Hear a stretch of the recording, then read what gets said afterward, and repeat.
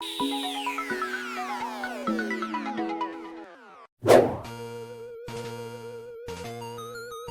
back in the late 70s, one movie was released that has been deemed the greatest sci-fi movie of all time.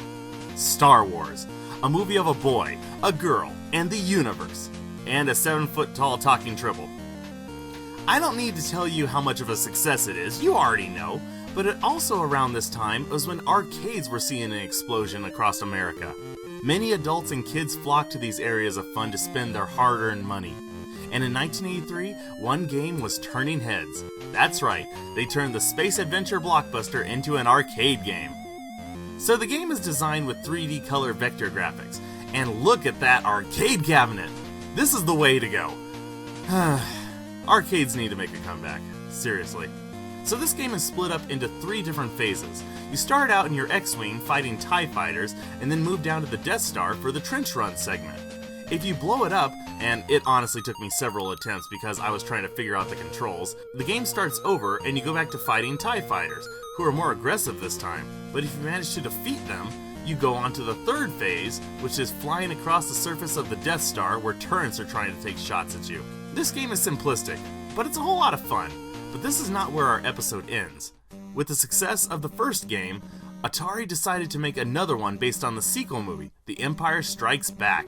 This game has a similar look in which it also uses vector graphics to recreate various familiar levels, such as the Battle of Hoth, where you command your snowspeeder to take down Imperial walkers.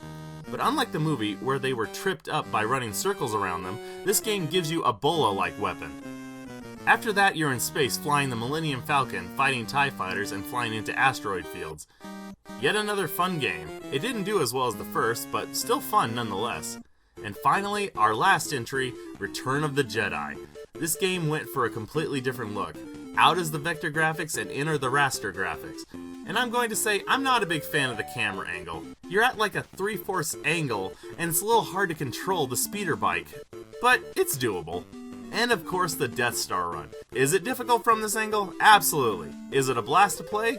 No pun intended. Well, is a Womp Rat no bigger than 2 meters? Of course it's fun. These games are great, and I urge you to give them a go. Now, I know it can be difficult to find with arcades declining, but if you have a copy of Rogue Squadron 3 on the GameCube, all 3 games are available as a special feature. It's really cool. You're in a hangar and you get to control Darth Vader, there's a disco ball, and you walk up to the arcade cabinet of your choice. Love it. And it's much cheaper than actually buying the arcade cabinets.